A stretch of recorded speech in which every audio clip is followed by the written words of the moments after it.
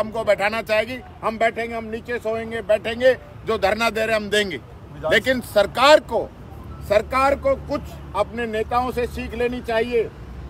चाहे अशोक गहलोत जी रहे हों, वसुंधरा राजे जी रही हों और चाहे भैरव सिंह जी शेखावत रहे हों, सदन के अंदर जब भी गतिरोध आया है उन लोगों ने आगे आके बढ़कर उसको गतिरोध को खत्म करने का काम किया है। यहाँ सदन के नेता को चिंता ही नहीं है, अध्यक्ष जी को चिंता ही नहीं है।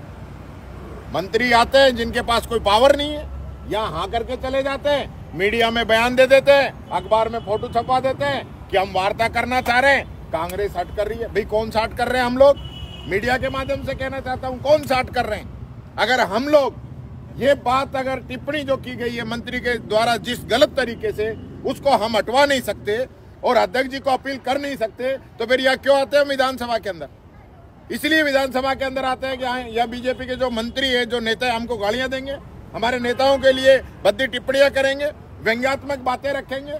यही मंत्री तख्तियां लहराते हैं, जवाब नहीं देते। खुद मुख्यमंत्री जी जो इनको 10-10 बार डांट चुके हैं कि आप जवाब दीजिए, आपकी परफॉर्मेंस अच्छी होनी चाहिए, आपका जो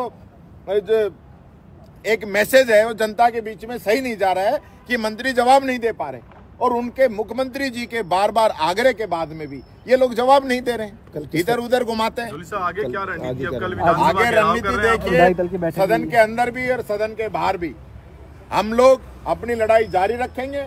आगे सरकार का काम है, वो किस प्रकार से इसको देखती है, ये दबाना चाहे खूब दबाए, लेकिन हम गांधीवादी तरीके से बैठे हुए हैं, जनता की आवाज उठाने के लिए यहाँ पे आए हैं। हमको रिश्ते नाते जोड़ने के लिए नहीं आए हैं। हमारा ये कर्तव्य है, फर्ज है कि राजस्थान की जनता ने जब हमें विपक्ष में बैठा दिया, तो विपक्ष में बैठ के जो सरकार की कमियां हैं, कमजोरियां हैं, जो ये जनता पे दादागिरी कर रही है, उन चीजों को जनता के बीच में जरूर बताएंगे।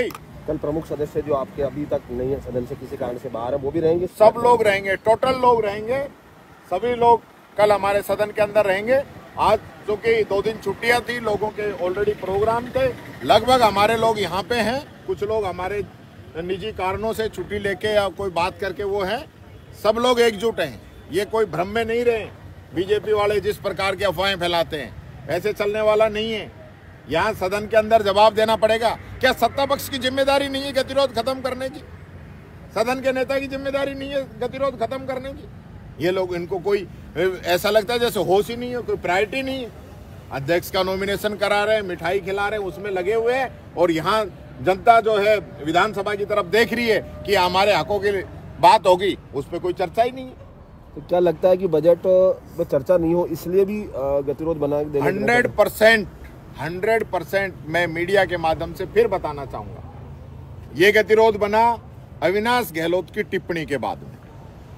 टिप्पणी 1 सेकंड के अंदर विलोपित हो सकती थी, कोई बात नहीं होती, सदन अच्छे से चल रहा था। पिछला जो गतिरोध बना, किरोड़ी मीणा जी के द्वारा इनकी सरकार पे आरोप लगाया गया कि मुख्यमंत्री मेरे फोन टेप करा रहे हैं। उसके बाद इनके अध्यक्ष ने नोटिस दिया, उन्होंने जवाब दिया, लेकिन गृह राज्य मंत्री बाहर आके मीडिया के अंदर कह के गए कि हम फोन टेप नहीं करा रहे।